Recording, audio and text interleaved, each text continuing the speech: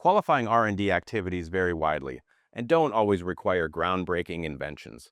According to IRS guidance and the Section 41 regulation, activities may qualify include developing new or improved manufacturing processes, designing prototypes or performing iterative testing on new products or software, enhancing product formulas, materials, or structural designs, experimenting with new techniques in engineering, architecture, or maybe agriculture.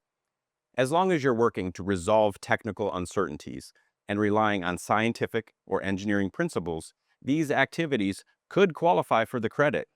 Documentation is key.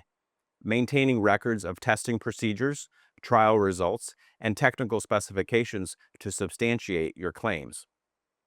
Curious if your projects fit the bill? Let's review your activities to see if they meet the criteria.